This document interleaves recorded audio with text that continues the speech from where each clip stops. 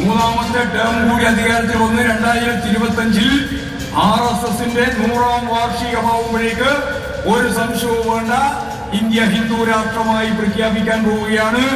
അത് സാധാരണ രീതിയിൽ പാർലമെന്ററി ജനാധിപത്യ സംവിധാനത്തിന്റെ ഭാഗമായിട്ട് കഴിയില്ല.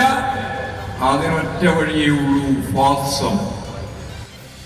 പുതിയ കാലത്തെ രീതിക്കാണെങ്കിൽ CPM മോദിയോട് ചെയ്തത് കണ്ടോ എന്നൊരു തലക്കെട്ടിലാണ് ഇന്നത്തെ ചർച്ച വേണ്ടത്. ഗോവിന്ദ മാഷ് ഈ വാക്കുകൾ കേട്ടപ്പോൾ എന്നാലും മാഷോട് ചെയ്തത് കണ്ടോ എന്ന് ചോദിക്കേണ്ടി വരുന്നു. CPMന്റെ പുതിയ മോദി വിചാരധാര. സ്വാഗതം സൂപ്പർ പ്രൈം ടൈമിലേക്ക്. നമ്മളോടൊപ്പം അതിഥികൾ ചേരും. CPM സഹയാത്രികൻ ശ്രീ M ജയചന്ദ്രൻ, ശ്രീ രാജു പി നായർ കോൺഗ്രസിൽ നിന്ന്, അഡ്വക്കേറ്റ് VP ശ്രീപത്മനാഭൻ BJPയിൽ നിന്ന്, ശ്രീ ജോസഫ് C മാത്യു രാഷ്ട്രീയ നിരീക്ഷകൻ. ഈ ചർച്ചയിലേക്ക് അതിഥികളെ തരാൻ CPM ആദ്യഘട്ടത്തിൽ തയ്യാറായിരുന്നില്ല, പിന്നീട് തയ്യാറായി. പക്ഷേ ശ്രീ ജോസഫ് C മാത്യുവുമായി ചർച്ചയിൽ പങ്കെടുക്കാൻ തയ്യാറല്ല.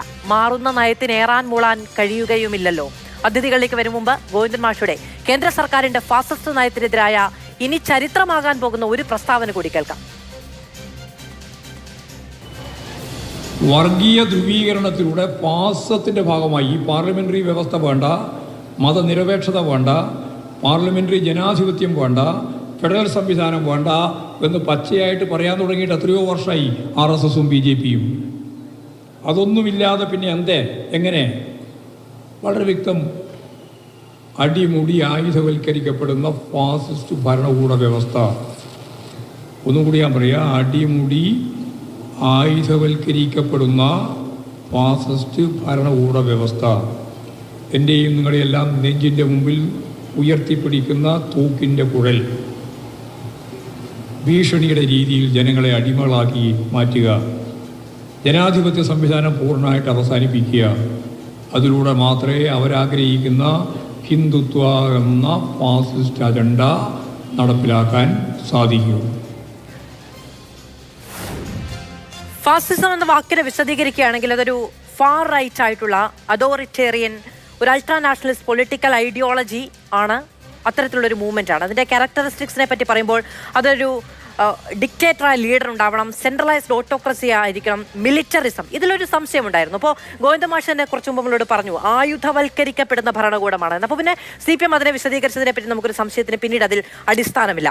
ഒരു suppression of opposition, belief in natural social hierarchy തുടങ്ങിയ ഒരുപാട് ക്യാരക്ടറിസ്റ്റിക്സ് അതിൽ പറയുന്നുമുണ്ട്. ശ്രീ ജോസഫ് C മാത്യു, ഇതിലേതിൽ വെള്ളം ചേർത്തായിരിക്കാം ഇപ്പോൾ ഒരു നിയോ ഫാസിസ്റ്റ് ടെൻഡൻസിയുള്ള, അല്ലേ, ആണ് എന്ന് പോലും പറയുന്നില്ല, ഒരു നിയോ ഫാസിസ്റ്റ് ഭരണകൂടം എന്ന് പോലും പറയുന്നില്ല, അത്തരം പ്രവണതകൾ പ്രകടിപ്പിക്കാൻ തയ്യാറാകുന്ന, ഒരുപക്ഷെ ഇനി പ്രകടിപ്പിച്ചേക്കാവുന്ന ഒരു ഭരണകൂടമായി മാറുമോ എന്ന ഭയം കൊണ്ട് തടയിടേണ്ട ഒരു രാഷ്ട്രീയ ധാര എന്ന നിലയ്ക്ക് വെള്ളം ചേർക്കുന്നത് CPM?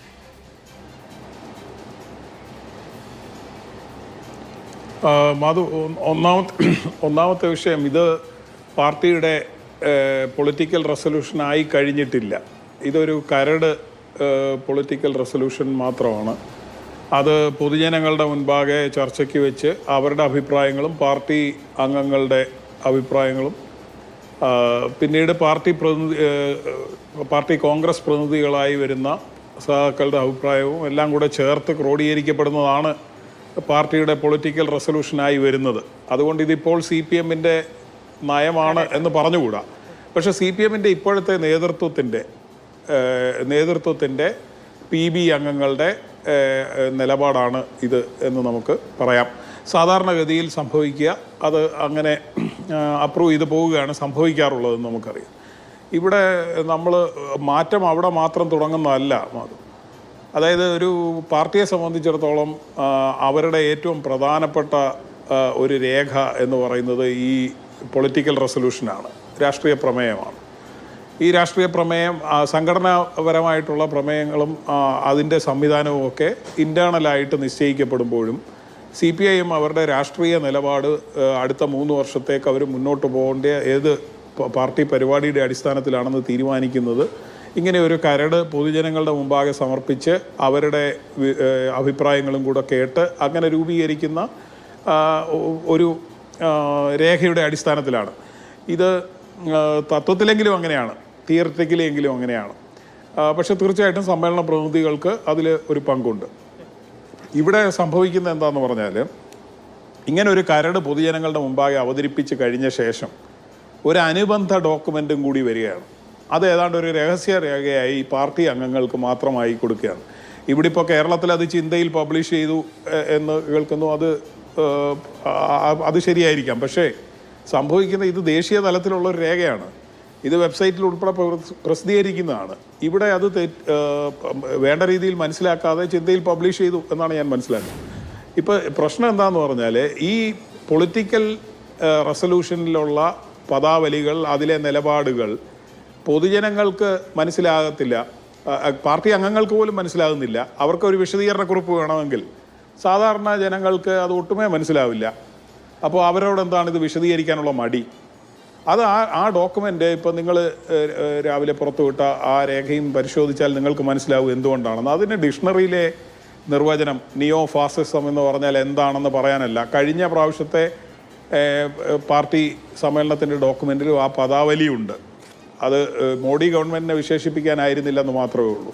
അപ്പം നിയോ ഫാസിസം എന്നുള്ള പദാവലിയും അതിൻ്റെ ലിറ്ററലായിട്ടുള്ള നിർവചനവും ഒന്നും പഠിപ്പിക്കാനല്ല, പകരം പാർട്ടിയുടെ നിലപാടിൽ വന്ന ഈ മാറ്റം വ്യക്തമാക്കാനാണ്. ആ ഡോക്യുമെൻറ്റിൽ തന്നെ 22-ാം പാർട്ടി കോൺഗ്രസ്സിലെ നിലപാട്, 23-ാം പാർട്ടി കോൺഗ്രസ്സിലെ നിലപാട്, ഇപ്പോൾ 24-ാം പാർട്ടി കോൺഗ്രസ് വരുമ്പോഴത്തേക്കുള്ള കരട്, നമ്മുടെ നിലപാട് എന്തായിരിക്കണം എന്നുള്ളതിൻ്റെ കരട്, അതാണ് ഇവിടെ വന്നിരിക്കുന്നത്. അപ്പോൾ അതനുസരിച്ച് നമ്മൾ നോക്കുകയാണെങ്കിൽ മോഡിയുടെ ഗവൺമെൻറ് മെച്ചപ്പെട്ട് വരുന്നു എന്നാണ് CPM-ൻ്റെ അഭിപ്രായം എന്ന് വേണം നമ്മൾ മനസ്സിലാക്കാൻ.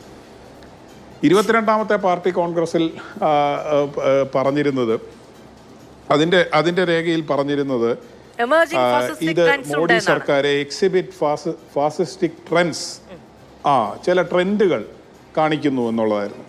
23-ാം പാർട്ടി കോൺഗ്രസ് ആയപ്പോഴത്തേക്ക് അത് മോഡി സർക്കാർ is carrying out the fascistic agenda of RSS എന്ന് പറഞ്ഞു. എന്ന് മാത്രമല്ല, BJP is no ordinary bourgeois party as the fascistic RSS guides and dominates it എന്നുള്ള രീതിയിൽ ഇതൊരു ഫാസിസ്റ്റ് സർക്കാരാണെന്ന് പറഞ്ഞു. അതിൻ്റെ പശ്ചാത്തലം നമുക്കറിയാം. അവിടെയും യഥാർത്ഥത്തിൽ PBയുടെ രേഖയായി വന്നിരുന്ന കരട് അതൊരു അതോറിറ്റേറിയൻ സർക്കാരാണ് എന്നുള്ള രീതിയിലായിരുന്നു. അന്ന് സഖാവ് യെച്ചൂരി അതിൻ്റെ ജനറൽ സെക്രട്ടറി എന്നുള്ള രീതിയിൽ ഒരു ബദൽ രേഖ പോലെ ഒരു അത് അവിടെ അവതരിപ്പിച്ച് അത് പാസ്സാക്കി എടുത്തതിൻ്റെ ഫലമായി വന്ന മാറ്റമാണ് ഇതെന്ന് നമുക്കറിയാം. അപ്പോൾ ഞാൻ പറഞ്ഞത് പാർട്ടി മൊത്തത്തിലൊരു നയം മാറിയെന്നല്ല, പാർട്ടിയിൽ ഈ നയം മാറ്റമുള്ള ആൾക്കാർ നേരത്തെയും ഉണ്ടായിരുന്നു. അന്ന് അതിനെ കറക്റ്റ് ചെയ്ത് അതിൻ്റെ നിലപാടിൽ BJPയുടെ ഫാസിസ്റ്റ് സ്വഭാവത്തെ തുറന്നു കാണിക്കുകയും അതിനെ എതിർക്കുകയും ചെയ്യുന്ന തരത്തിൽ അതിൻ്റെ തലപ്പത്ത് സഖാവ് സീതാറാം യെച്ചൂരിയെ പോലെ ഒരു ജനറൽ സെക്രട്ടറി ഉണ്ടായിരുന്നു. അദ്ദേഹം അത് PBയിൽ ന്യൂനപക്ഷമായപ്പോഴും അത് പൊരുതി പാർട്ടി കോൺഗ്രസ്സിലൂടെ ഈ മാറ്റം കൊണ്ടുവന്നു കഴിഞ്ഞു. അപ്പോൾ അത് ഉള്ളിലെ അത് ഞങ്ങളുടെ ആഭ്യന്തര കാര്യം എന്ന് CPM പറയുകയാണെങ്കിൽ, യഥാർത്ഥത്തിൽ സംഭവിച്ചിരിക്കുന്നത് 23-ാം പാർട്ടി കോൺഗ്രസ്സിൽ ഫാസിസ്റ്റാണ് BJP എന്ന് പറഞ്ഞിടത്ത് നിന്ന് 24-ാം പാർട്ടി കോൺഗ്രസിൻ്റെ പ്രമേയമാകുമ്പോഴത്തേക്ക് it is neither fascist nor neo fascist. അതായത് BJP സർക്കാർ ഗവൺമെൻറ് അങ്ങനെ ഒരു ഫാസിസ്റ്റുമല്ല നിയോ ഫാസിസ്റ്റുമല്ല. എന്നാൽ ഇന്ത്യൻ സ്റ്റേറ്റ് എന്ന് പറയുന്നത് ഇതിൻ്റെ ഫലമായിട്ട് ചില നിയോ ഫാസിസ്റ്റ് ക്യാരക്ടർ മാനിഫെസ്റ്റ് ചെയ്ത് തുടങ്ങിയിരിക്കുന്നു എന്നുള്ളതാണ്. അപ്പോൾ ഉത്തരവാദിയില്ല. ഗവൺമെൻറ് ഫാസിസം ആണെന്നോ നിയോ ഫാസിസ്റ്റ് ആണെന്നോ ഒന്നും പറയുന്നില്ല. പക്ഷേ ഇവർ ഭരിച്ചതിൻ്റെ ഫലമായി ഇന്ത്യൻ സ്റ്റേറ്റ് ചില നിയോ ഫാസിസ്റ്റ് ക്യാരക്ടർ പ്രദർശിപ്പിച്ചു തുടങ്ങിയിരിക്കുന്നു എന്നുള്ളത് ഇനി അത് ആരുടെ കുറ്റമാണെന്നുള്ളതിനെ കവടി നിരത്തി നോക്കണം. അപ്പോൾ അങ്ങനെ രീതിയിലേക്ക് ഇത് ഡൈല്യൂട്ട് ചെയ്യുക. ശരി, ഞാൻ അങ്ങനെയൊക്കെ വരാം. ശ്രീ എം ജയചന്ദ്രൻ, നാഴികയ്ക്കു 40 വെട്ടം സകലമാന രാഷ്ട്രീയ വേദികളിലും ചർച്ചകളിലും ചാനൽ ചർച്ചകളിലും എല്ലായിടത്തും ഏറ്റവും മുതിർന്ന പൊളിറ്റ് ബ്യൂറോ അംഗങ്ങൾ മുതൽ ഇങ്ങോട്ട് ഏറ്റവും ഈ ഒരു നേതാവ് വലിയവൻ മറ്റൊരു നേതാവ് താഴ്ന്നവൻ എന്നല്ല, അതിൻ്റെ ഒരു അധികാര ഘടനയിൽ ആ ശ്രേണിയിൽ താഴെ നിൽക്കുന്ന ആൾ പോലും ഏറ്റവും സുഗമമായി പറയുന്ന ഒന്നാണ് ഈ കേന്ദ്ര സർക്കാരിനെതിരായ വിമർശനങ്ങളിൽ ഫാസിസ്റ്റ് പ്രവണത തുടങ്ങിയ കാര്യങ്ങൾ. എനിക്ക് ഇപ്പോൾ ഈ പറയുന്ന കാലഘട്ടങ്ങളിലെല്ലാം നമ്മുടെ മുഖ്യമന്ത്രി പിണറായി വിജയൻ അദ്ദേഹം ഫേസ്ബുക്കിൽ കുറിച്ച പല കുറിപ്പുകളിൽ ഇതേ കാര്യങ്ങൾ എടുത്തു പറഞ്ഞിട്ടുണ്ട്. ഇപ്പോൾ അദ്ദേഹത്തിൻ്റെ തന്നെ പല കുറിപ്പുകൾ എനിക്ക് വായിക്കാനും കഴിയും. അതിലൊന്ന് അംബേദ്കർ അനുസ്മരണവുമായി ബന്ധപ്പെട്ട ഇതാണ്. അതിൽ ജാതി വിവേചനത്തിനെതിരെ അസാന്ത പോരാടിയ അംബേദ്കറിന്റെ ജീവിതവും ആശയവും പ്രചോദനമാണ്. ഇന്ത്യൻ ജനാധിപത്യത്തിന്റെ ആണിക്കല്ലായ ഭരണഘടനയുടെ മൂല്യങ്ങൾ ഒന്നൊന്നായി തകർക്കാൻ വർഗീയ ഫാസിസ്റ്റ് ശക്തികൾ ശ്രമിക്കുന്ന കാലമാണ് ഇത് എന്ന് വ്യക്തമാക്കിയിട്ടുണ്ട്. അതുപോലെ സമാനമായ 2 or 3 ഇടങ്ങളിൽ ഈ പറയുന്ന ഫാസിസ്റ്റ് പരാമർശങ്ങൾ നമുക്ക് കാണാൻ കഴിയുന്നതാണ്. 2021 മാർച്ച് 29 മുഖ്യമന്ത്രി പിണറായി വിജയന്റെ തന്നെ പോസ്റ്റിൽ സംഘപരിവാറിന്റെ അർദ്ധ ഫാസിസ്റ്റ് വാഴ്ചയ്ക്കും കോൺഗ്രസിന്റെ വോട്ട് കച്ചവടത്തിനും നവലിബറൽ മുതലാളിത്തത്തിന്റെ മനുഷ്യഹീനതയ്ക്കും ഈ നാട്ടിൽ സ്ഥാനമില്ലെന്ന പ്രഖ്യാപനമാണ് പാർട്ടി വേദികളിലെ ജനപങ്കാളിത്തം എന്ന് പറയുന്നുണ്ട്. അതിനുശേഷം 2023 മാർച്ച് 24 അതിൽ എതിരഭിപ്രായങ്ങളെ അധികാരം ഉപയോഗിച്ച് അമർച്ച ചെയ്യുക എന്നത് ഫാസിസ്റ്റ് രീതിയാണ് എന്ന് കേന്ദ്ര സർക്കാരിനെ വിമർശിക്കുന്നുണ്ട്. അപ്പോഴൊക്കെ ഫാസിസ്റ്റ് ആണെങ്കിൽ ഇപ്പോഴെന്തുകൊണ്ടാണ് ഫാസിസ്റ്റ് പ്രവണതകളിലേക്ക് പോയേക്കുമോ എന്ന് ഞങ്ങൾ ഭയപ്പെടുന്ന ഒരു രാഷ്ട്രീയ പ്രസ്ഥാനമായി മാത്രം മാറുന്നത്?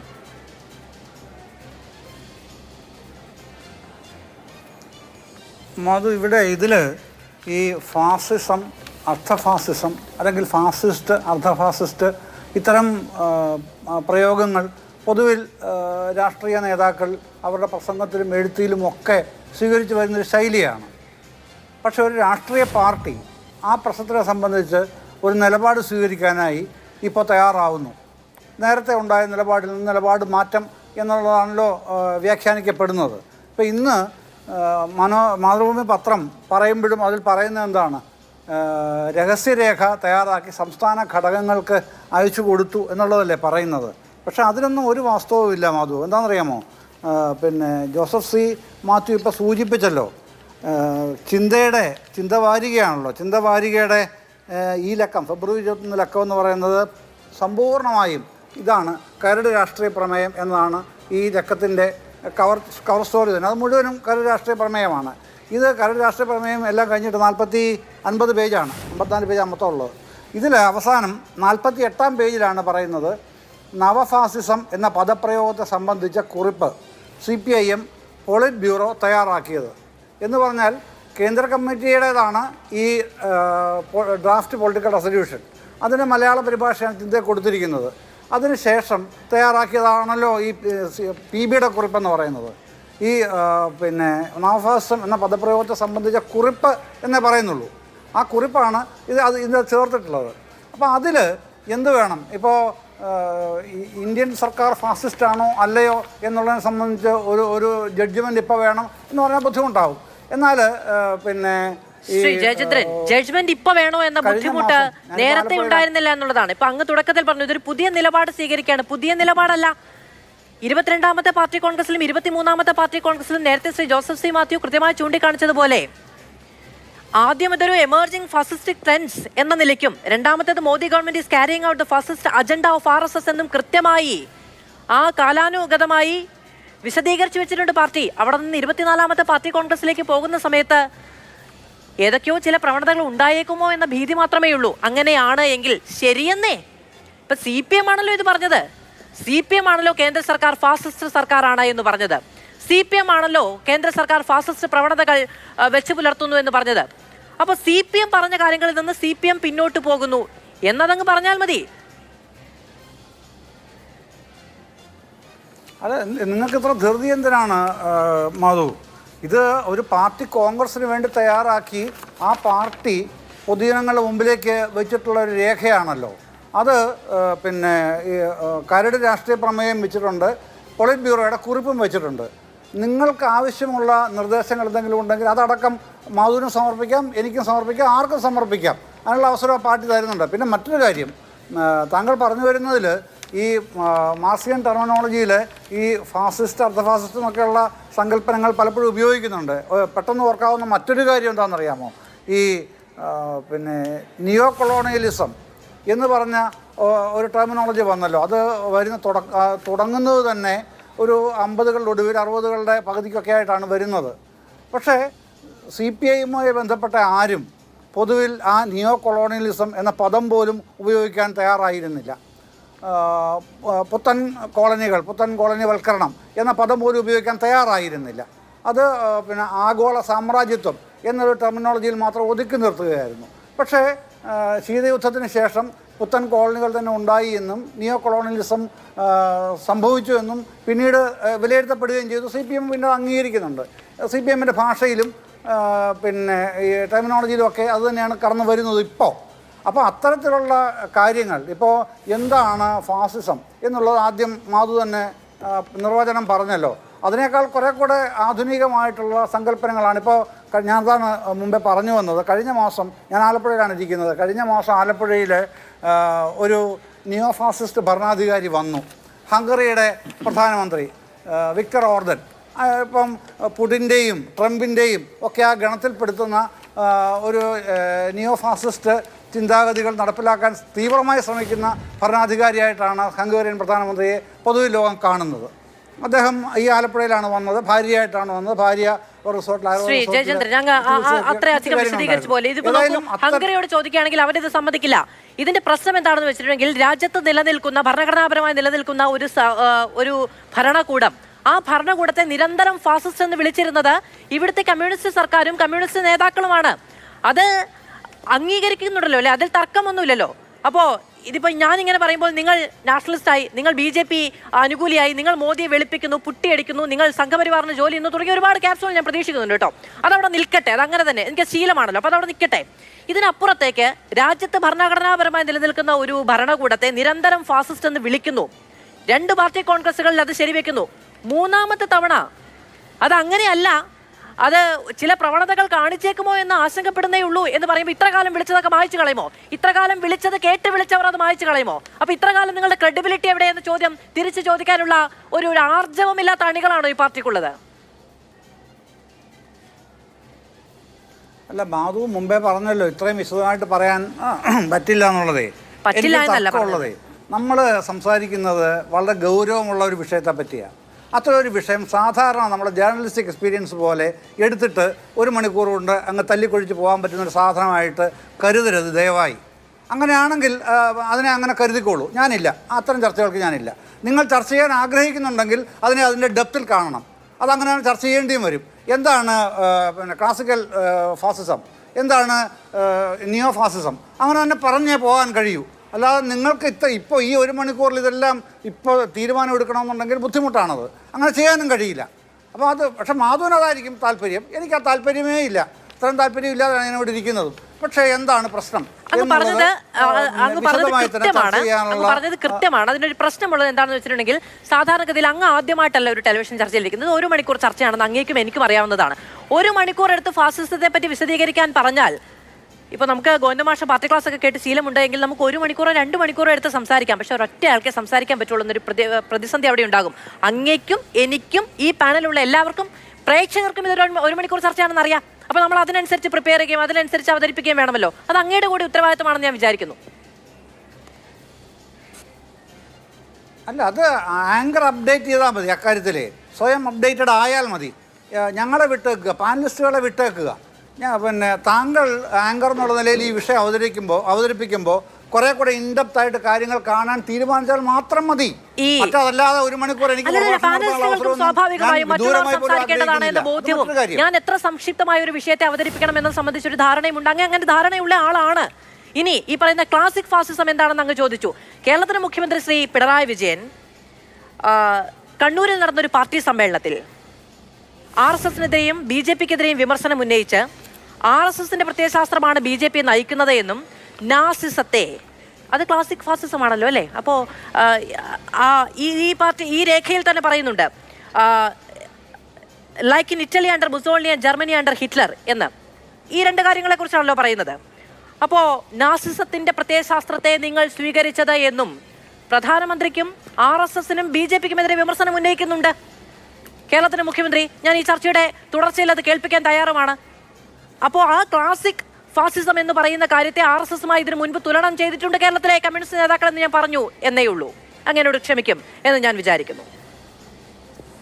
ശ്രീ അല്ല, അതല്ല പ്രശ്നം, അതല്ല. നമ്മൾ ഞാൻ പറഞ്ഞപ്പോൾ ഹലോ, ഞാൻ ഒരു കാര്യം കൂടെ പറഞ്ഞ പെട്ടെന്ന് നിർത്തിക്കോളാം പ്ലീസ്. സമയമുണ്ടോ? ഉറപ്പായും പറയും.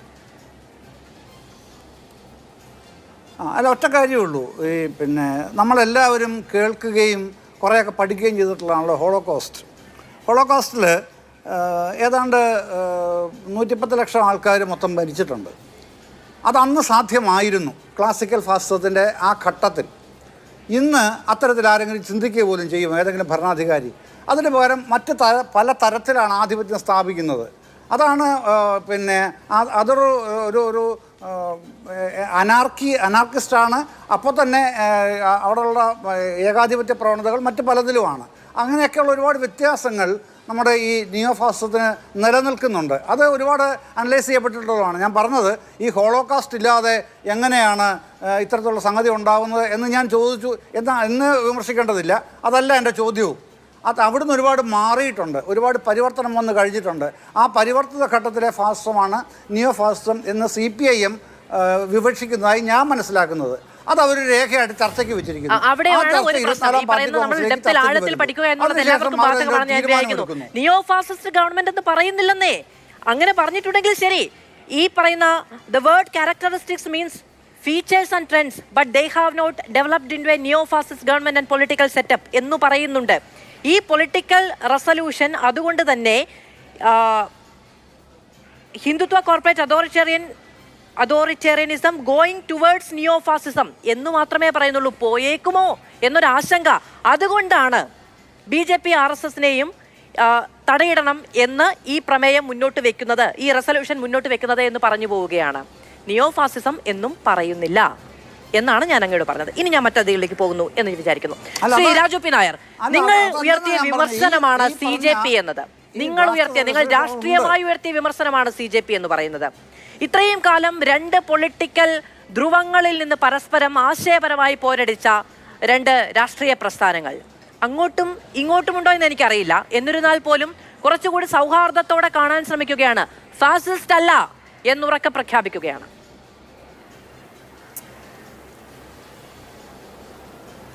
മാധു, ഒന്ന് ഈ ഫാസിസം മറ്റുള്ളവരിൽ എങ്ങനെയാണ് സ്വാധീനം ചെലുത്തുന്നത് എന്നുള്ളത് CPMകാർക്കും CPMന്റെ നേതാക്കന്മാർക്കും എൻ്റെ പ്രിയപ്പെട്ട സഹപ്രവർത്തകൻ അല്ലെങ്കിൽ നമ്മുടെ സഹപാനലിസ്റ്റായിട്ടുള്ള ജയേന്ദ്രൻ മാസ്റ്റർക്കും മനസ്സിലാവണമെന്നുണ്ടെങ്കിൽ ഈ പറയുന്ന രേഖ തന്നെ ഒന്ന് വായിച്ചു നോക്കിയാൽ മതി. ആ രേഖയുടെ ഒരു പാരഗ്രാഫ് വായിച്ചാൽ എന്തൊരു ഭീതിയാണ് അതിനകത്ത്.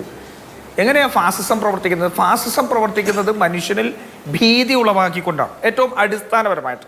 അതുകൊണ്ടാണ് രാഹുൽ ഗാന്ധി എപ്പോഴും പറയുന്നത് ഡെറോമത്ത് എന്ന് പറയുന്നതിൻ്റെ കാര്യം ഭീതിയാണ് മനുഷ്യനെ ഫാസിസത്തിലേക്ക് എത്തിക്കുന്നത് എന്നുള്ളതാണ്. അപ്പോൾ ഒരു നാടിനെ ഇത് നോക്കൂ, എന്തൊരു ഭീതിയാണ് ഇതിനകത്ത് അങ്ങ് പറഞ്ഞ പോലെ തന്നെ നിയോ ഫാസിസ്റ്റ് ക്യാരക്ടറിസ്റ്റിക് എന്ന് പറയുന്ന പോലുമില്ല. ആ ക്യാരക്ടറിസ്റ്റിക് എന്ന് പറയുന്ന വാക്കിനെ പോലും പിന്നെ അങ്ങോട്ടേക്ക് വിശദീകരിക്കുകയാണ്. എന്താണ് ക്യാരക്ടറിസ്റ്റിക് എന്ന് പറഞ്ഞാൽ? അതിൻ്റെ ട്രെൻഡോ അല്ലെങ്കിൽ എന്താണ് manifestation of the neo fascist characteristic. The word characteristic means features or trends but they have not developed into a neo fascist government and political setup. നാലോചിച്ച് നോക്കൂ, ഭരണകൂടം ഫാസിസമായില്ലെന്ന് മാത്രമല്ല ഫാസിസ്റ്റ് ക്യാരക്ടറിസ്റ്റിക് ഉള്ള ഒരു രാഷ്ട്രീയ സംവിധാനമായി പോലും മാറിയിട്ടില്ല എന്നാണ് ഇതിനകത്ത് പറയുന്നത്, ഇല്ലേ? എന്തൊരു ഭീതിയാണ്. എന്നിട്ട് അതിനകത്ത് താഴത്ത് പിന്നെയും പറയുന്നു CPIയുടെയും CPI-MLന്റെയും നിലപാടിൽ നിന്ന് വ്യത്യസ്തമാണ്. അപ്പോൾ കൃത്യമായിട്ട് ഇതിനകത്ത് ഇടതുപക്ഷ പ്രസ്ഥാനങ്ങൾക്ക് ഫാസിസത്തെക്കുറിച്ചുള്ള ധാരണ എന്താണെന്ന് കൃത്യമായ ബോധ്യത്തോടു കൂടി ആ ബോധ്യം ഉണ്ടാക്കിയ ഭയത്തിൽ നിന്ന് എഴുതിയിരിക്കുന്നതാണ്. ഞാനൊരു ലൈറ്റർ നോട്ടിൽ ഞാൻ പറഞ്ഞോട്ടെ, പിണറായി വിജയനാണോ ഇത് എഴുതിയതെന്ന് സംശയിക്കേണ്ടി വരും. കാരണം അത്രമാത്രം ഭീതി ഇതിനകത്ത് നമുക്ക് കാണാൻ സാധിക്കും. പിന്നെ ഇവിടെ സൂചിപ്പിച്ച പോലെ ഇതിപ്പോഴല്ല മാധു ഇപ്പോൾ പറഞ്ഞു രണ്ട് ധ്രുവങ്ങളിൽ നിന്ന് പോരാടിയിരുന്നവർ ഇപ്പോൾ ഏതാണ്ട് അകൽച്ച കുറയുന്നു എന്നുള്ള ഒരിക്കലുമില്ല. ഈ സ്വാതന്ത്ര്യാനന്തര കാലഘട്ടത്തിൽ ഒരുപക്ഷെ അതിനു മുൻപും മുതൽ BJPയും CPMും അല്ലെങ്കിൽ നേതൃത്വത്തിലുള്ള ജനസംഘവും അതിൻ്റെ RSSുമായിട്ട് ഒരു കാലത്തും അത്തരത്തിൽ വലിയൊരു പോരാട്ടം ഉണ്ടായിട്ടില്ല. നിങ്ങൾ കണ്ണൂരിൽ ഈ ഗുണ്ടാ സംഘങ്ങൾ നടത്തുന്ന കൊലപാതകത്തെ വെച്ചുകൊണ്ട് BJPയും RSSുമായിട്ട് CPM വലിയ പോരാട്ടം നടത്തുന്നൊന്നും നിർവചിച്ചു കളയരുത്. ചരിത്രമെടുത്ത് നോക്കിയാൽ ആ ചരിത്രത്തിലെല്ലാം BJPയുടെയും അല്ലെങ്കിൽ അന്നത്തെ ജനസംഘത്തിൻ്റെയും RSSന്റെയും രാഷ്ട്രീയത്തോട് ചേർന്ന് നിന്നിട്ടുള്ളൂ മാത്രമേ ഉള്ളൂ. നമ്മളെല്ലാം കേട്ടിട്ടുണ്ട് ഏത് ചെകുത്താനെയും കൂട്ടുപിടിച്ച് കോൺഗ്രസിനെ പരാജയപ്പെടുത്തുക എന്നുള്ളതിൻ്റെ പേരിൽ BJPക്ക് അനുകൂലമായിട്ടുള്ള അല്ലെങ്കിൽ സംഘപരിവാറിന് കൂട്ടു നിന്നുകൊണ്ട് ഗവൺമെന്റുകൾ ഉണ്ടാക്കുകയും ഗവൺമെന്റുകളെ തകർക്കുകയും ചെയ്തിട്ടുള്ള പാരമ്പര്യമാണ് CPMനുള്ളത്. ഇനി ഒന്ന് നോക്കൂ, സീതാറാം യെച്ചൂരിയുടെ കാര്യം ഇവിടെ ശ്രീ ജോസഫ് സി മാത്യു പറയുകയുണ്ടായി. 2016 പ്രകാശ് കാരാട്ട് ഇതേ കാര്യം പറഞ്ഞു. ഞാൻ പല ചർച്ചയിലും പറഞ്ഞാണ്, AKG സെൻട്രലിൽ നിന്ന് പുറത്തേക്ക് ഇറങ്ങി വന്നിട്ട് കിഴക്കോട്ട് നോക്കി ഫാസിസം വന്നോ എന്ന് ഞാൻ പലപ്പോഴും ആക്ഷേപിക്കാറുണ്ട്. 2016 ഈ സ്റ്റേറ്റ്മെന്റ് പറഞ്ഞു. അന്ന് സീതാറാം യെച്ചൂരി എടുത്ത നിലപാട് എന്താ? അദ്ദേഹം ബംഗാളി ഒരു പത്രത്തിന് കൊടുത്ത ഇതിനകത്ത് ഒരു ഇന്റർവ്യൂവിൽ പ്രകാശ് കാരാട്ടിനെ റിജക്ട് ചെയ്തുകൊണ്ട് പറയുകയാണ്. അദ്ദേഹം പറയുന്നു, the Modi government has been brazenly advancing the fascist RSS project. ഏറ്റവും നഗ്നമായി RSSന്റെ ഫാസിസ്റ്റ് അജണ്ടകൾ ഏറ്റവും നഗ്നമായി മുന്നോട്ട് കൊണ്ടുപോകുന്നു. And underscoring how anyone failing to recognise that fight will not just fail to prevent the victory of fascism but facilitate that victory. അത് മനസ്സിലാക്കാൻ കഴിയാത്ത ആരെങ്കിലും ഉണ്ടെങ്കിൽ അത് ആ ഫാസിസത്തിനെതിരായിട്ടുള്ള പോരാട്ടത്തെ ദുർബലപ്പെടുത്തുന്നു എന്ന് മാത്രമല്ല അതിനെ വിജയത്തിലേക്ക് എത്തിക്കുന്നു. 2016 സീതാറാം യെച്ചൂരി പറഞ്ഞതാണ്. അതിനുശേഷം അദ്ദേഹം ഒന്നുകൂടി പറയുന്നുണ്ട്, ഡിമിത്രോവ് പറഞ്ഞ വാക്ക്, before the establishment of fascist dictatorship bourgeois government നമ്മൾ മലയാളത്തിൽ പറയുന്ന bourgeois government pass through a number of preliminary stages and institute a number of reactionary measures which directly facilitate the accession of power of fascism. ഇല്ലേ, ഒരു ഭരണകൂടം ആ കാലഘട്ടത്തിൽ പടിപടിയായ നടപടികളെടുത്ത്. ഞാൻ ചോദിക്കട്ടെ മാധു, 11 വർഷത്തിലേക്ക് എത്താൻ പോകുന്ന നരേന്ദ്രമോദിയുടെ ഗവൺമെന്റിൽ ഈ രാജ്യത്ത് സ്വതന്ത്രമായി പ്രവർത്തിക്കുന്ന ഏതെങ്കിലും ഭരണഘടനാ സ്ഥാപനം ഉണ്ടോ? ഇലക്ഷൻ കമ്മീഷൻ പോലും തെരഞ്ഞെടുപ്പുകളെ അട്ടിമറിക്കുന്ന രീതിയിൽ പ്രവർത്തിക്കുന്നു. ഇലക്ഷൻ കമ്മീഷന്റെ ഘടനയെ പോലും എക്സിക്യൂട്ടീവ് ഓർഡറിലൂടെ മാറ്റുന്നു. എന്നിട്ട് പാതിരാത്രിക്ക് തെരഞ്ഞെടുപ്പ് കമ്മീഷണർമാരെ നിയോഗിക്കുന്നു. സുപ്രീം കോടതി റൂസ്റ്ററിൽ ഇടപെടുന്നു എന്ന് പറഞ്ഞത് ഈ രാജ്യത്തെ 4 ഏറ്റവും പ്രധാനപ്പെട്ട ജഡ്ജിമാരായിരുന്നു. അവരിൽ ചിലർ പിന്നെ സ്ത്രീപീഡന കേസ് വന്നതും അതിനകത്ത് ഭാഗമായതൊക്കെ നമുക്കറിയാം. അതൊക്കെ അവിടെ നിൽക്കട്ടെ. അത്തരത്തിൽ മാറുന്നു. സുപ്രീം കോടതിയുടെ വിധിയെ പോലും സ്വാധീനിക്കുന്ന രീതിയിലേക്ക് ഭരണകൂടം മാറിയിരിക്കുന്നു. ഈ രാജ്യത്ത് ഇന്ന് നിഷ്പക്ഷമായിട്ട് നിൽക്കുന്ന ഒരു അന്വേഷണ ഏജൻസി ഇല്ല. രാജ്യത്ത് മുഴുവൻ ഭീതി വിതയ്ക്കുന്നു. രാജ്യത്തൊരു മതത്തിന്റെ പേരിൽ മറ്റു മതങ്ങളെ ഇല്ലായ്മ ചെയ്യാനുള്ള പ്രവർത്തനം നടക്കുന്നു. ഇനിയും ഫാസിസം വന്നിട്ടില്ല എന്ന് മനസ്സിലാക്കുന്ന ഈ CPM ഏത് കാലത്താ, എവിടെയാണ്? ഞാൻ പറഞ്ഞില്ലേ, ചരിത്രത്തിൽ സീതാറാം യെച്ചൂരി നിന്നിരുന്ന ഒരു ഒരു കാലഘട്ടത്തിൽ മാത്രമാണ് ഈ മതേതരത്വത്തിന് വേണ്ടിയുള്ള പോരാട്ടത്തിൽ CPM കൂടെ നിന്നിട്ടുള്ളത്. അതല്ലാത്ത സമയത്ത് മുഴുവൻ BJPയുടെ ഒപ്പം നിന്നിട്ടുള്ള പാരമ്പര്യം മാത്രമേ ഉള്ളൂ. ഞാൻ ഉറച്ചു വിശ്വസിക്കുന്നു മാധു, ഞാൻ ഇന്നൊരു ഫേസ്ബുക്ക് പോസ്റ്റിലൂടെ പോലും പറഞ്ഞതാണ്, 2014 തെരഞ്ഞെടുപ്പിൽ BJPയും CPMഉം BJPയും കോൺഗ്രസും ബലാബലമുള്ള ശക്തികളായിട്ട് ഈ രാജ്യത്ത് വന്നിരുന്നെങ്കിൽ ഒരു സംശയവും വേണ്ട, പ്രകാശ് കാരാട്ടിന്റെ നേതൃത്വത്തിലുണ്ടായിരുന്ന CPM BJPയോടൊപ്പം ചേർന്ന് കോൺഗ്രസിനെ പരാജയപ്പെടുത്തുമായിരുന്നു. ഒരു സംശയവും വേണ്ട. ഒരു കാലം ഞാൻ ചോദിക്കട്ടെ, കഴിഞ്ഞ 10 വർഷക്കാലം അല്ലെങ്കിൽ 11 വർഷക്കാലം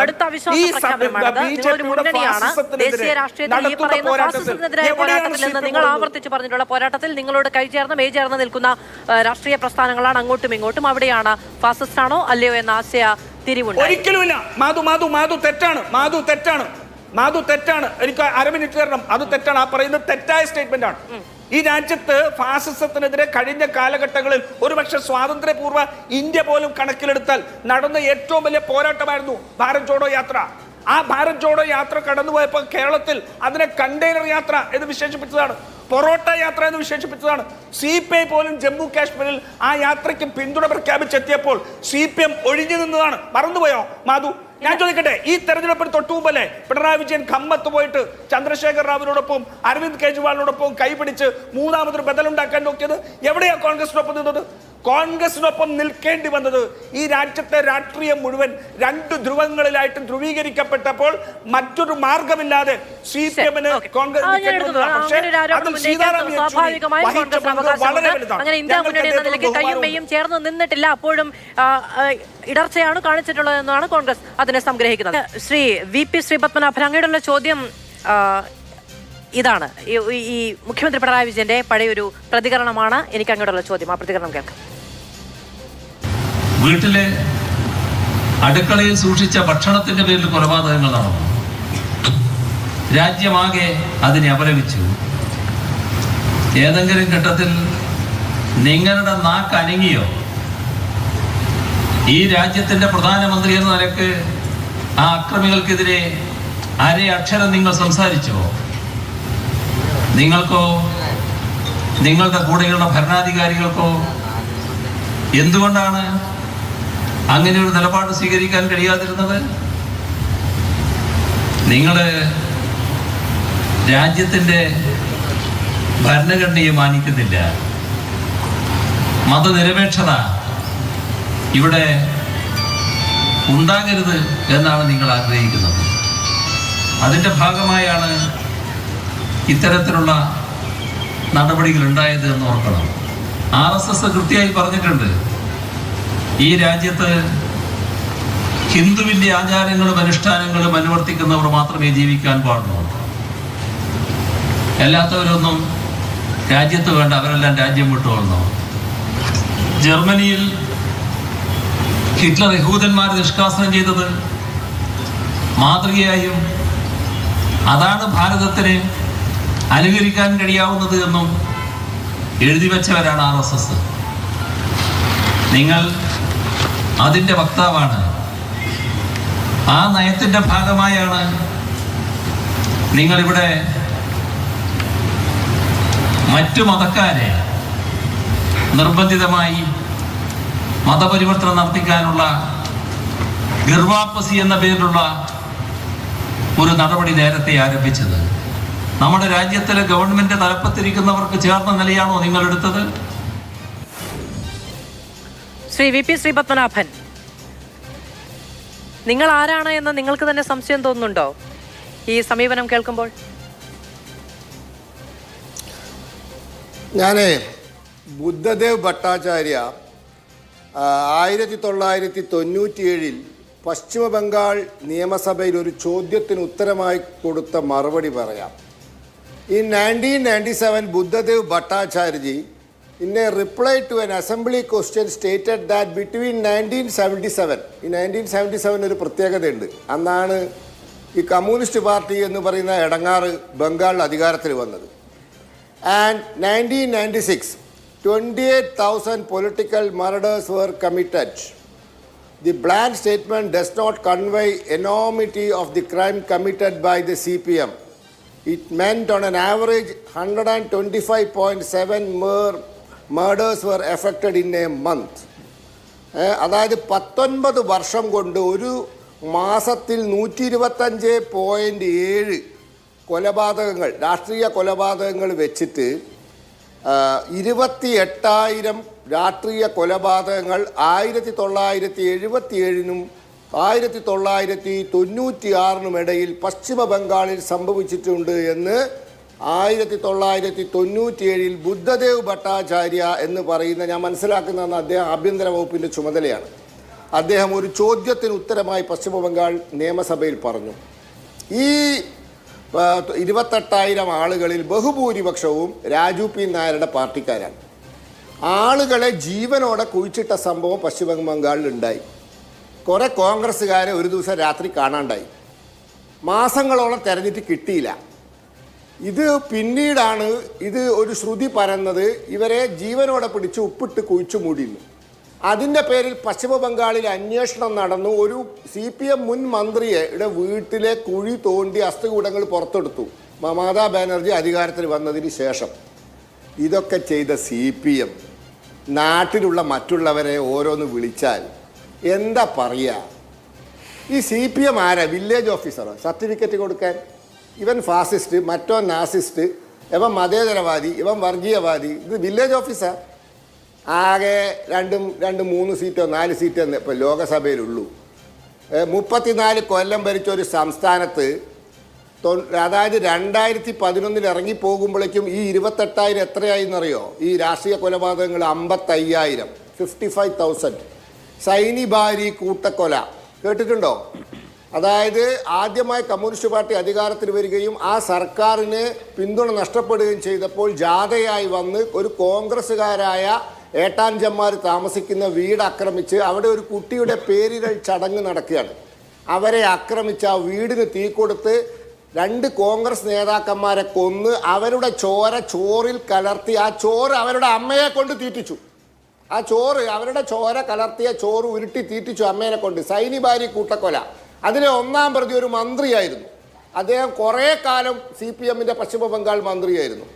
മാരിച്ചാബി കൂട്ടക്കൊല, ദി ബ്ലഡ് മൂൺ എന്ന് പറയുന്ന ഒരു പുസ്തകമുണ്ട് ദീപകിൻ്റെ ദി ബ്ലഡ് മൂൺ, ഒന്ന് വായിച്ചു നോക്കണം. മാരിച്ചാബിയിൽ കിഴക്കൻ ബംഗാളിൽ നിന്നും വന്ന ഹിന്ദു അഭയാർത്ഥികൾ, അതായത് 971 ബംഗ്ലാദേശിൽ അല്ലെങ്കിൽ കിഴക്കൻ പാകിസ്ഥാനിൽ നടന്ന കലാപത്തെ തുടർന്ന് ഉടുതുണിക്ക് മറുതുണിയില്ലാതെ കിഴക്കൻ ബംഗാളിൽ നിന്നും വെസ്റ്റ് ബംഗാളിലേക്ക് ഓടി വന്ന ഹിന്ദു അഭയാർത്ഥികളെ, മിക്കവാറും പട്ടികജാതിക്കാരാണ്, അവരെ എവിടെയെങ്കിലും പുനരധിവസിപ്പിക്കണമല്ലോ എന്ന് വെച്ചിട്ട് അവരെ കൊണ്ടുപോയി ഛത്തീസ്ഗഡിൽ പുനരധിവസിപ്പിച്ചു, കേന്ദ്ര സർക്കാരും സംസ്ഥാന സർക്കാരും സംയുക്തമായിട്ട്.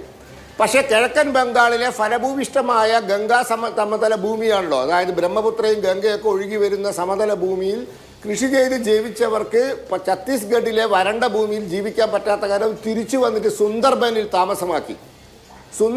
താമസമാക്കി അവരെ പശ്ചിമ ബംഗാൾ പോലീസും CPM കേഡറും കൂടി നന്ദിഗ്രാമിൽ ചെയ്തതുപോലെ ഓടിച്ചിട്ട് വെടിവെച്ച് കൊന്നു. ഈ സുന്ദർബൻ പ്രദേശമെന്ന് പറഞ്ഞാൽ അവിടെ ചതുപ്പ് നിലമാണ്, മുതലകളുണ്ട്. കുറേ ആൾ വെടികൊണ്ട് മരിച്ചു, കുറേ ആൾ വെള്ളത്തിൽ ചാടിയപ്പോൾ മുതലകൾ പിടിച്ചു തിന്നു. 2000-ഓളം ആളുകൾ മരിച്ചിട്ടുണ്ട്. 1700-2000-ഓളം ഇടയിൽ ആളുകൾ മരിച്ചിട്ടുണ്ട് എന്നാണ് പറയുന്നത്. മാരിച്ചാബി കൂട്ടക്കൊല, പിന്നെ നന്ദിഗ്രാമിൽ, ഇതൊക്കെ എല്ലാവർക്കും അറിയാലോ. ഇന്ത്യയിൽ ഇത്രയും മനോഹരമായി മനുഷ്യന്മാരെ കൂട്ടക്കൊല ചെയ്ത വേറൊരു രാഷ്ട്രീയ പാർട്ടി ഉണ്ടോ?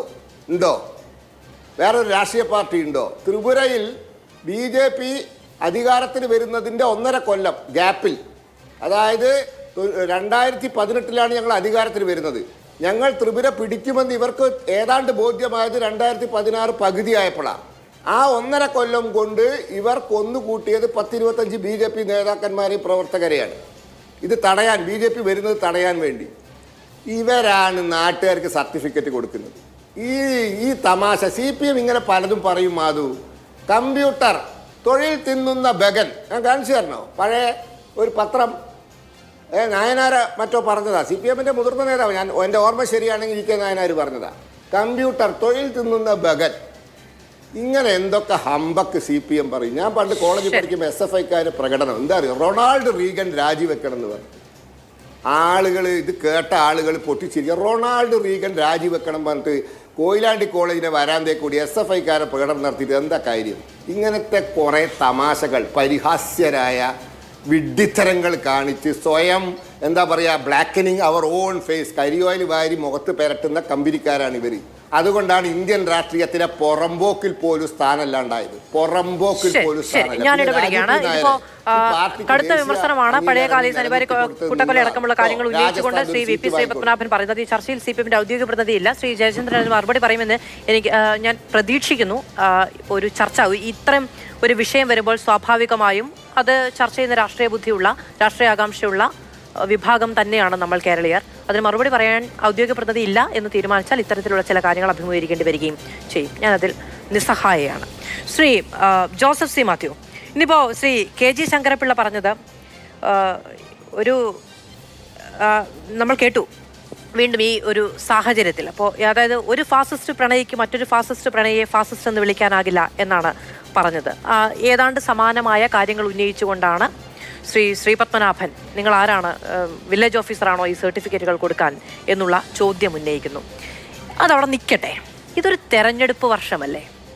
BJPക്കെതിരായ പോരാട്ടം എന്നുള്ളത് നിരന്തര രാഷ്ട്രീയ വേദികളിൽ ഉയർത്തുന്ന ഒരു പ്രസ്ഥാനത്തിൽ നിന്ന് BJPക്കെതിരായ പോർമുഖം ദുർബലപ്പെടുത്തുന്ന ഒരു പരാമർശം ഉണ്ടാകുന്നത് വളരെ സ്വാഭാവികവും നിഷ്കളങ്കവുമാണ്.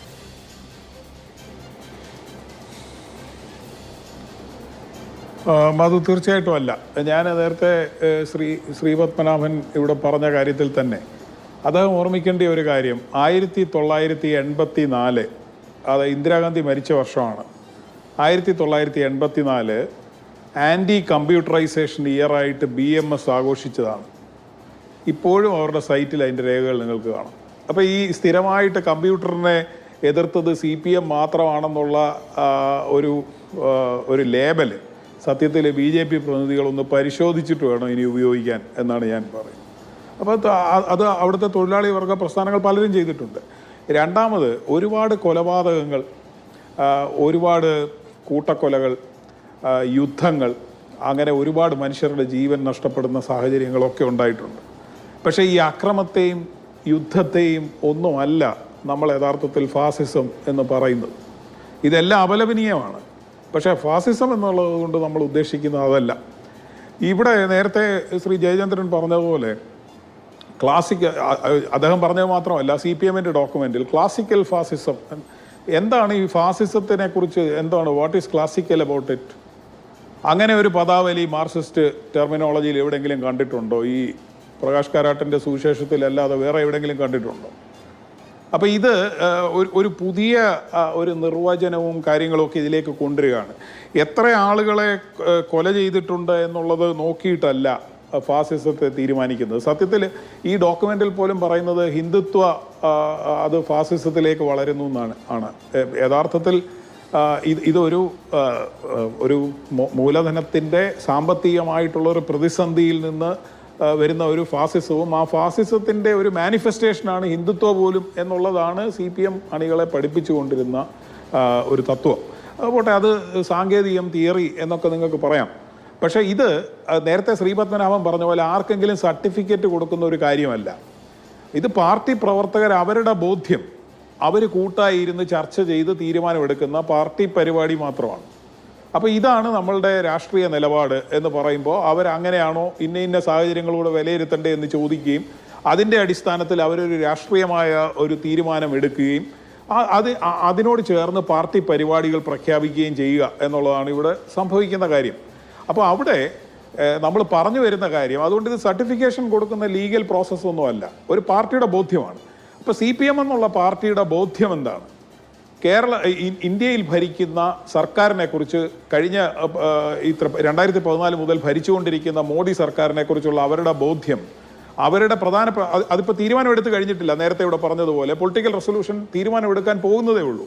പക്ഷേ ആ പാർട്ടിയെ ഇന്ന് നയിക്കുന്ന അതിൻ്റെ PBയിലിരിക്കുന്ന ആൾക്കാരെ സംബന്ധിച്ചിടത്തോളം അവരുടെ ബോധ്യമാണ് അവർ രേഖയായി പാർട്ടി അണികൾക്കും പൊതുജനങ്ങൾക്കും ഇപ്പോൾ സർക്കുലേറ്റ് ചെയ്തിരിക്കുന്നത്. അവർ പറയുന്നത് ഈ മോഡി സർക്കാർ കഴിഞ്ഞ പ്രാവശ്യം ഞങ്ങൾ വിലയിരുത്തിയപ്പോൾ ഫാസിസ്റ്റ് ആയിരുന്നെങ്കിൽ ഇപ്പോൾ അതിൽ നിന്ന് മെച്ചപ്പെട്ടിട്ടുണ്ട് എന്നുള്ളതാണ് അവർ പറയുന്നതിൻ്റെ അർത്ഥം. അപ്പോൾ ഇത് അങ്ങനെ പറയുന്ന സാഹചര്യം എന്താണെന്ന് നമ്മൾ വിലയിരുത്തുമ്പോൾ സംഭവിച്ചത് ഇതാണ്. അതിൻ്റെ തലപ്പത്തുണ്ടായിരുന്നവർ കഴിഞ്ഞ പ്രാവശ്യവും ഇത് ഡൈല്യൂട്ട് ചെയ്യാൻ ശ്രമിച്ചവരാണ്. അവർക്കെതിരായിട്ട് പൊരുതിയാണ് ഈ റെസൊല്യൂഷനിൽ ഈ കടുത്ത നിലപാട് അവർ പാർട്ടി എടുക്കുകയും അതിനനുസരിച്ച് പ്രോഗ്രാമുകൾ രൂപപ്പെടുത്തുകയും ചെയ്തത്. അങ്ങനെ യെച്ചൂരിയുടെയൊക്കെ മരണത്തിന് ശേഷം വീണ്ടും തലപൊക്കിയിരിക്കുന്നത് ഈ ഡൈല്യൂട്ടഡ് ആയിട്ടുള്ള നിലപാടിൻ്റെ ആൾക്കാരാണ്. അത് ഒരു കാര്യം കൂടെ പറഞ്ഞ് ഞാൻ അവസാനിപ്പിക്കുക. ഇത് പാർട്ടി നിലപാടിൽ മാത്രമല്ല, ഇത് പാർട്ടി പരിപാടികളിലേക്കും അതുകൊണ്ട് അവരുടെ പ്രവർത്തനത്തിലേക്കും കൂടെ രൂപപ്പെടുകയാണ്. ഇപ്പോൾ കഴിഞ്ഞ പ്രാവശ്യം അതിൻ്റെ സെക്ഷൻ 2.123 ആണ്. അതിലവർ ക്ലാസ് ഇംപ്ലിക്കേഷനെ കുറിച്ച് പറയുന്നത് ഈ വലിയ ബൂർഷ്വാസി ഇവിടുത്തെ സാമ്പത്തിക മൂലധന ശക്തികളോട് ചേർന്നുകൊണ്ട് ഇവിടെ നടത്തുന്ന ഈ അസമത്വം വിതയ്ക്കുന്ന പരിപാടികളിൽ ഈ റൂറൽ റിച്ച് എന്നുള്ള ഒരു വിഭാഗത്തെ കൂടെ കൂട്ടിക്കൊണ്ട് അതിനെതിരായി സമരം ചെയ്യണം എന്നാണ് പറഞ്ഞുകൊണ്ടിരുന്നത്. ഞാനിത് പറയുന്നത് കർഷക സമരത്തിൻ്റെയൊക്കെ കോണ്ടെക്സ്റ്റിൽ ഇത് വളരെ പ്രധാനപ്പെട്ടതാണ്.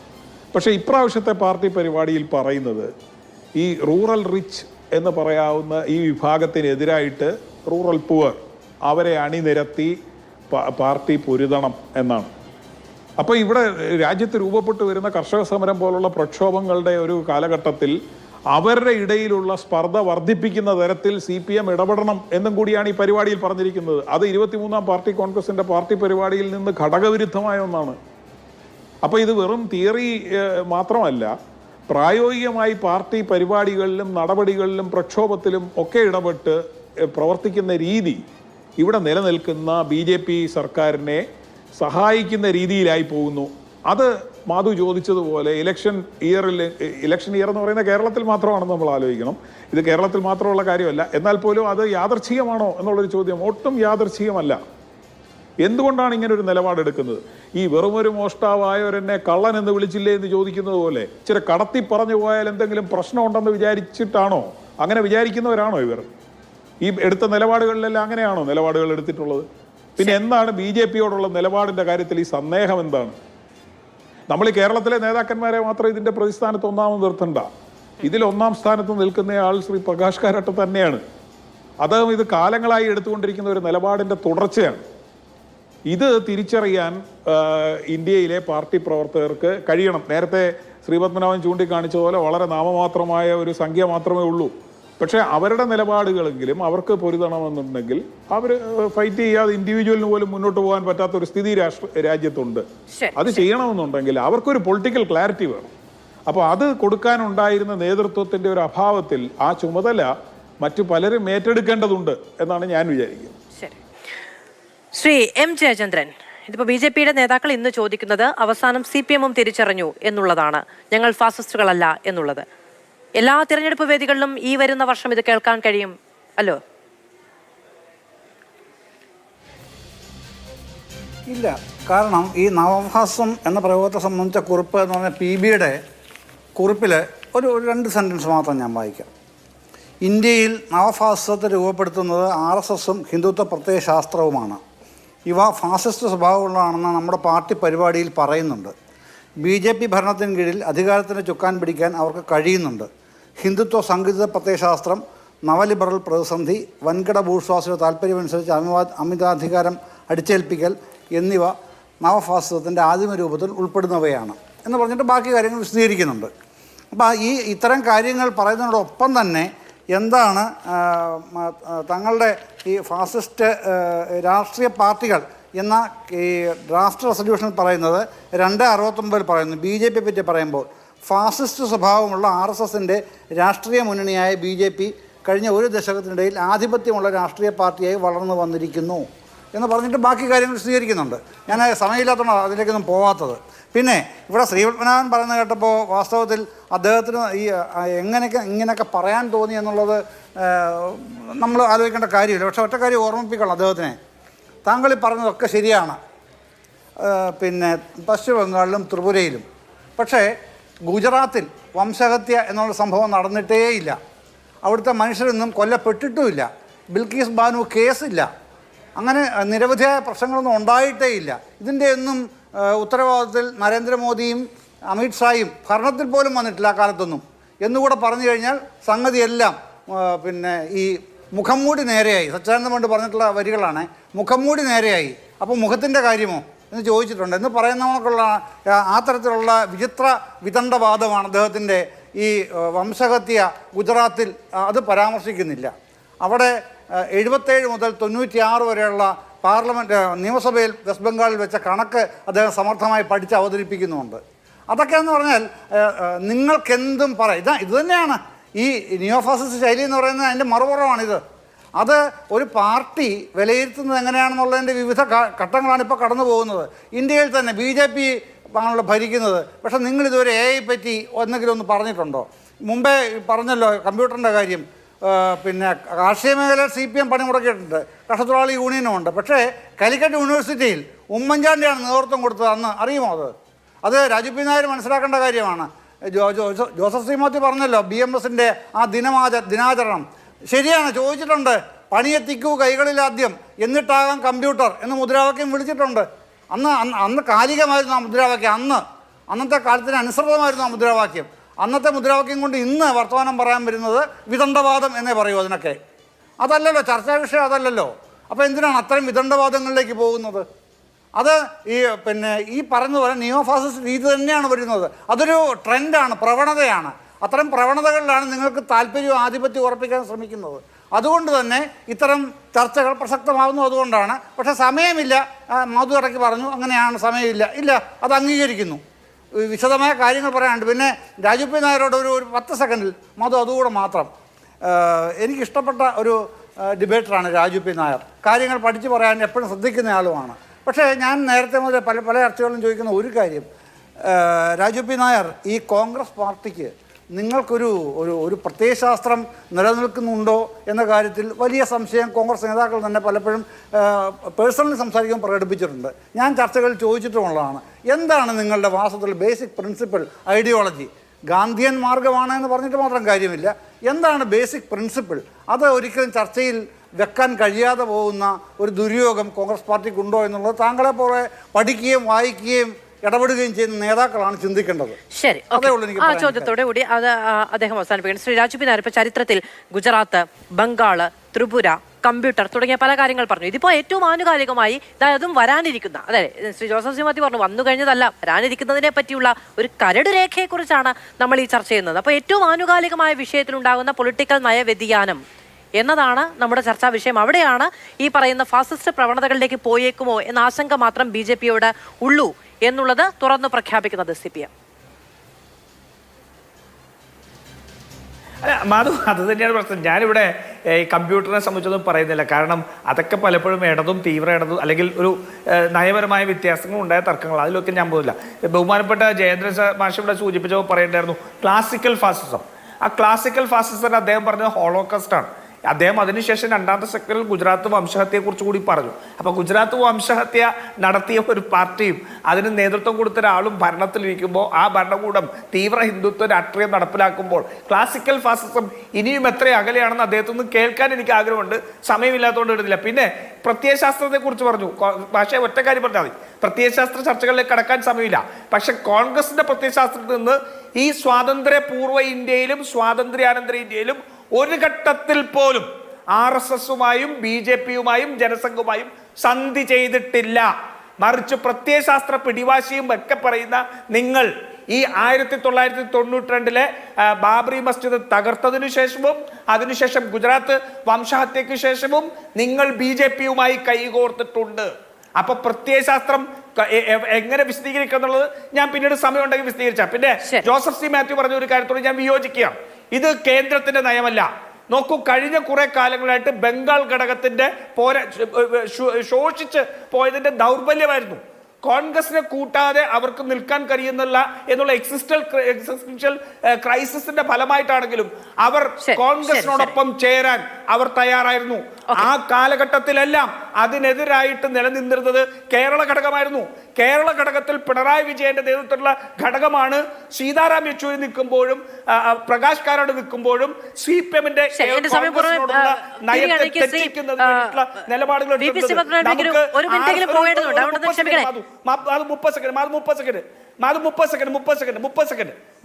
നോക്കൂ, ADGPയുടെ വിഷയമാണെങ്കിലും അയാളെ സംരക്ഷിച്ച വിഷയമാണെങ്കിലും തെരഞ്ഞെടുപ്പിൽ നരേന്ദ്രമോദിക്കെതിരെ പിണറായി വിജയൻ എന്ത് സ്റ്റേറ്റ്മെന്റ് നടത്തി എന്നുള്ളതും പ്രചരണം നടത്തി എന്നുള്ള വിഷയവും എല്ലാം എടുത്താലും ഈ കേരളത്തിലെ പിണറായി വിജയന്റെ അഴിമതിക്ക് വേണ്ടി കൂട്ടുനിൽക്കാൻ വേണ്ടി CPM-ന്റെ ഏറ്റവും പ്രധാനപ്പെട്ട ഒരു വിഷയത്തിൽ വെള്ളം ചേർത്തിരിക്കുകയാണ് എന്നുള്ള നേതാക്കളുടെ പ്രതികരണം കണ്ടപ്പോൾ കണ്ടു ഫാസിസത്തെ പ്രതിരോധിക്കാൻ ഇടതിന് മാത്രമേ കഴിയുകയുള്ളൂ എന്നുള്ളത്. ഫാസിസം ഇല്ലാത്തതുകൊണ്ട് പ്രതിരോധിക്കില്ലായിരിക്കും അല്ലേ വരുന്ന തെരഞ്ഞെടുപ്പിൽ? അല്ല, മാർക്സിസ്റ്റ് പാർട്ടി ഇങ്ങനത്തെ ഞാൻ പറഞ്ഞില്ലേ, പണ്ട് 20 കൊല്ലം കഴിഞ്ഞാലാണ് തിരുത്തുക. ഞങ്ങൾക്ക് തെറ്റുപറ്റിപ്പോയി, ഇപ്പോൾ 10 കൊല്ലം കഴിഞ്ഞാലാണ് തിരുത്തുന്നത്. അത് വിട്ടേക്ക്. പിന്നെ ഞാൻ ഒരു സംഗതി ശ്രീ ജോസഫ് സി മാത്യു പറഞ്ഞതുമായി ബന്ധപ്പെട്ട് പറയാം. തൊഴിലാളി സംഘടനകൾക്ക് ആശങ്കയുണ്ടാവും. ഈ തൊഴിൽ മേഖലയിൽ സാങ്കേതികവൽക്കരണം വരുമ്പോൾ അത് അവർ പ്രതികരിക്കും. അപ്പോൾ അവർ ആശങ്കയോടെ പല കാര്യങ്ങളും പറയും. അതിനെ നിങ്ങൾ പൊളിറ്റിക്കൽ സ്റ്റാൻഡാക്കി എടുക്കണ്ട. അത് കേവലം ട്രേഡ് യൂണിയൻ സ്റ്റാൻഡാണ്. പൊളിറ്റിക്കൽ സ്റ്റാൻഡ് വേറെയാണ്. CPM എന്ന രാഷ്ട്രീയ സംഘടന എടുത്ത നിലപാടാണ് ഞാൻ പറഞ്ഞത്. പാനലിസ്റ്റുകൾ ക്ഷമിക്കണം, ഇത് ശ്രീ ജയേന്ദ്രൻ നേരത്തെ പറഞ്ഞത് വളരെ ശരിയാണ്. ഇത് വളരെ ഗൗരവമേറിയ ഒരു വിഷയമാണ്. എന്തായാലും പാർട്ടി സെക്രട്ടറി നാളെ വിശദമായ മാധ്യമങ്ങളെ കാണും എന്നാണ് അറിയുന്നത്. ഗോവിന്ദൻ മാഷ് വിശദീകരിക്കട്ടെ. വളരെയധികം നന്ദി.